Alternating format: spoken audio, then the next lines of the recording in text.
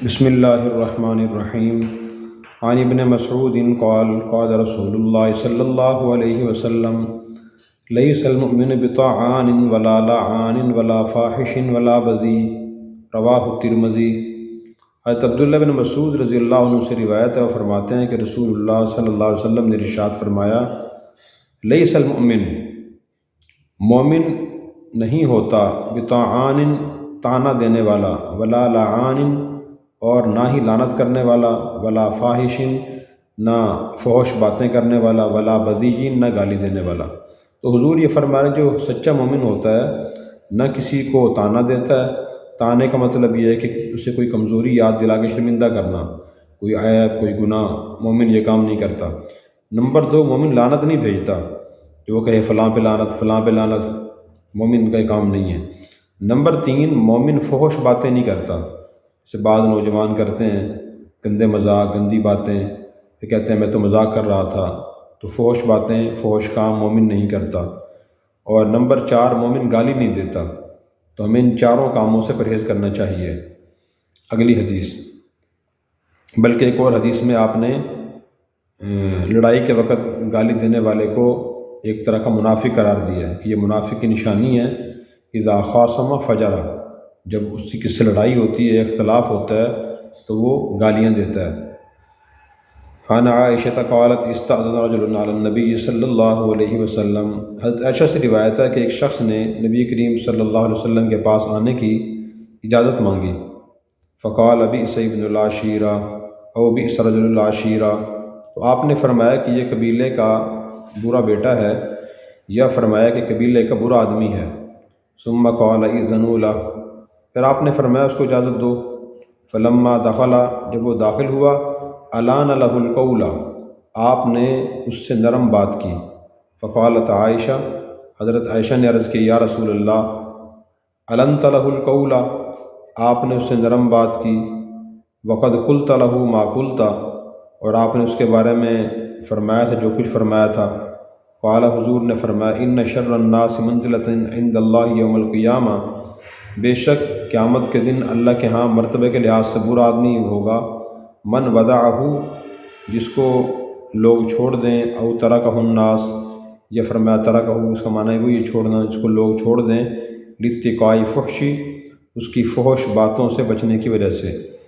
تو حدیث کا مفہوم یہ ہوا، حضرت عائشہ رضی اللہ عنہا فرماتی ہیں کہ نبی کریم صلی اللہ علیہ وسلم سے ملاقات کے لیے ایک آدمی نے اجازت مانگی کہ میں نے حضور سے ملنا ہے، آپ پوچھیں میں اندر آ جاؤں۔ تو حضرت عائشہ پاس بیٹھی تھی، تو حضور نے فرمایا کہ بئس ابن العشیرہ، بھئی یہ برا بندہ ہے، برا آدمی ہے اپنے پورے خاندان میں، قبیلے میں۔ پھر فرمایا اس کو بلا لو۔ پھر وہ آدمی اندر آ گیا، تو نبی کریم صلی اللہ علیہ وسلم نے اس سے بہت نرمی سے باتیں کی کہ جی کیا حال ہے، خیریت سے ہیں، طبیعت ٹھیک ہے۔ پھر وہ چلا گیا۔ کافی دیر کے بعد، یعنی اپنا جس مقصد کے لیے آیا تھا اس مقصد کو پورا کرنے کے بعد وہ چلا گیا۔ تو حضرت عائشہ رضی اللہ عنہا نے حضور سے عرض کیا کہ یا رسول اللہ، آپ تو کہہ رہے تھے کہ یہ بہت برا آدمی ہے، پھر آپ نے نرمی سے بات کیوں کی اس سے؟ حضرت عائشہ رضی اللہ عنہا نے وہی سوال کیا جو اکثر بعض لوگوں کے ذہن میں ہوتا ہے۔ بعض لوگوں کا خیال یہ ہوتا ہے کہ جو برا آدمی ہو اس سے برائی سے پیش آنا چاہیے، اس سے نرمی سے، محبت سے، ادب سے، احترام سے پیش نہیں آنا چاہیے۔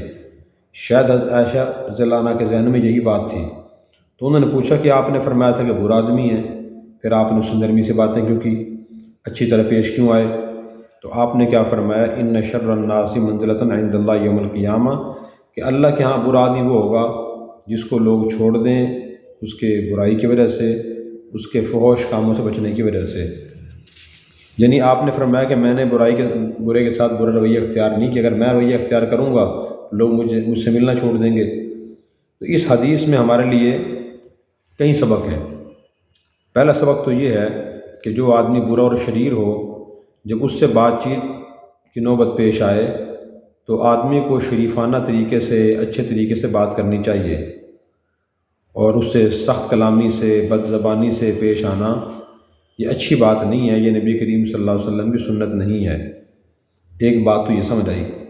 دوسری بات یہ سمجھ آتی ہے کہ رسول اللہ صلی اللہ علیہ وسلم نے اس کے آنے سے پہلے اپنے قریب بیٹھنے والوں کو اطلاع دے دی کہ یہ برا آدمی ہے۔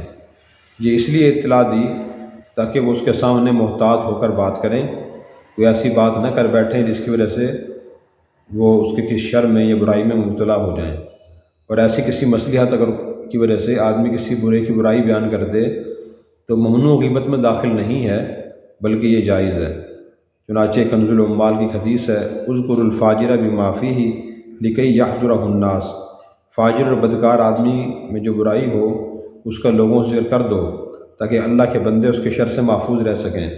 مثلاً ایک آدمی دھوکے باز ہے اور وہ آپ سے کوئی معاملہ کرنا چاہتا ہے، تو جس آدمی کو معلوم ہو وہ بتا دے کہ بھائی اس کے معاملات درست نہیں ہیں، اس سے بچ کے رہیں، تو یہ ممنوع غیبت میں داخل نہیں ہے، بلکہ یہ جائز ہے۔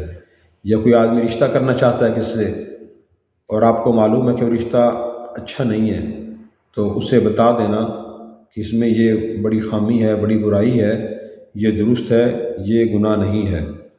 اور تیسرا سبق اس سے یہ معلوم ہوا کہ جو برا آدمی ہو اس کے ساتھ بھی گفتگو نرمی سے کرنی چاہیے، ٹھیک ہے۔ صحیح بخاری کی روایت میں یہ الفاظ ہیں، فلما جلس تطلق النبی صلی اللہ علیہ وسلم فی وجہہ وانبسط الیہ، کہ جب وہ آیا تو آپ نے اس سے بہت مسکرا کر ملاقات کی، بات چیت فرمائی۔ اس سے معلوم ہو کہ بعض لوگوں کا جو یہ خیال ہے نا کہ برے سے برائی سے پیش آنا چاہیے، یہ درست نہیں ہے، اور اس سے بعض اوقات مسائل ہی پیدا ہو جاتے ہیں۔ مثلاً ایک آدمی اخلاق کی لحاظ سے بہت برا ہے، معاملات کے لحاظ سے برا ہے، عقیدے نظریے کے لحاظ سے برا ہے، لیکن وہ طاقتور بھی ہے، بااثر بھی ہے۔ اگر آپ اس سے برائی سے پیش آئیں تو اس کا نقصان یہ بھی ہو سکتا ہے کہ وہ آپ کو بہت زیادہ نقصان پہنچائے۔ نمبر 2، اگر وہ برا ہے اور آپ اچھے ہیں تو اس کو آپ کے پاس زیادہ آنا چاہیے، آپ اس طرح پیش آئیں کہ وہ زیادہ ملے تاکہ اس کی برائی ختم ہو جائے۔ اگر آپ اچھے ہیں اور برا ہے، برا آدمی اچھے کے پاس نہیں آئے گا، زیادہ نہیں ملے گا، اس کی برائی ختم کیسے ہوگی؟ حضرت ابو درداء رضی اللہ تعالیٰ عنہ کا ایک قول امام بخاری رحمۃ اللہ علیہ نے نقل کیا ہے، بہت پیارا قول ہے، انا لنکشر فی وجوہ اقوام وان قلوبنا لتلعنهم۔ وہ فرماتے ہیں کہ ہم بہت سے ایسے لوگوں سے بھی ہنس کر ملتے ہیں، بولتے ہیں جن کے حالات اور اعمال کے لحاظ سے ہمارا دل ان کو برا سمجھتے ہیں، تو بروں سے بھی کسی اچھی طرح ملنا چاہیے تاکہ ان کی برائی ختم ہو اور وہ بار بار اچھے انسان کے پاس آئیں۔ البتہ کسی موقع پر سختی اور ناراضی کے اظہار مصلحت ہو تو وہاں پھر سخت رویہ اختیار کرنا بھی صحیح ہے، منع نہیں ہے، اس کی بھی اجازت ہے۔ اور چوتھا سبق اس میں کہ جب حضرت عائشہ رضی اللہ عنہا نے حضور سے دریافت کیا کہ جب اس آدمی کے بارے میں فرمایا تھا کہ برا ہے تو آپ اس اچھی طرح کیوں پیش آئے، اچھی ملاقات کیوں فرمائی؟ تو آپ نے فرمایا یا عائشہ ان اللہ لا يحب الفاحش المتفحش، عائشہ اللہ تعالیٰ بد زبان فحش گو آدمی کو پسند نہیں کرتے۔ اس کا مطلب یہ ہے کہ بد زبانی کی عادت اللہ تعالیٰ کی محبت سے محروم کر دیتی ہے، لہٰذا میں اس کے ارتکاب کیسے کر سکتا ہوں؟ اس لیے بعض لوگ سمجھتے ہیں نا کہ برے سے اچھی طرح برائی سے ہی پیش آنا چاہیے، ضروری ہے، تو یہ بھی درست نہیں ہے۔